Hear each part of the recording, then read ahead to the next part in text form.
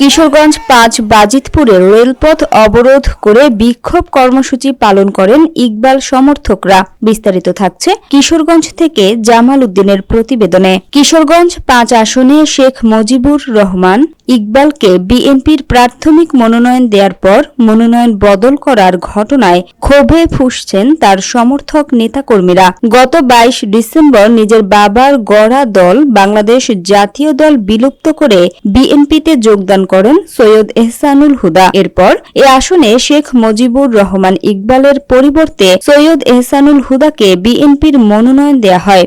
এর প্রতিবাদে ইকবাল সমর্থকরা ২৪শে ডিসেম্বর রেলপথ অবরোধ করে বিক্ষোভ কর্মসূচি পালন করেন। বিএনপির ভারপ্রাপ্ত চেয়ারম্যান তারেক রহমানের স্বদেশ প্রত্যাবর্তনের কারণে একদিন বিরতি দিয়ে ফের মাঠে নেমেছেন তারা।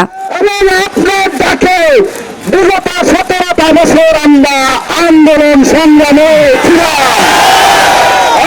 আমাদেরকে নেতৃত্ব দিয়েছেন কে?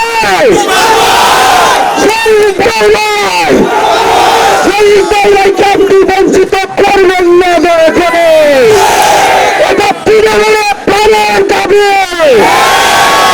তৃণমূলের নেতা কর্মীদের ভাষা বোঝার চেষ্টা করে আমরা আপনার পায়ে পড়ে বলছি, আপনি বাজিতপুর নীতির মনোনয়ন পরিবর্তন করা যাবে না। জনাব শুক্রবার বিকালে বাজিতপুর উপজেলার সরারচরে বিক্ষোভ শেষে তারা বাজিতপুর কটিয়াদি সড়ক এবং ভৈরব ময়মনসিংহ রেলপথে ঘণ্টাব্যাপী অবস্থান নেন। এ সময় বিএনপিতে সদ্য যোগদানকারী সৈয়দ এহসানুল হুদার মনোনয়ন পরিবর্তন না হওয়া পর্যন্ত বাজিতপুর নিকলিতে আন্দোলন চলবে বলে ঘোষণা দিয়েছেন বাজিতপুর উপজেলা বিএনপির সাধারণ সম্পাদক মনিরুজ্জামান মনির।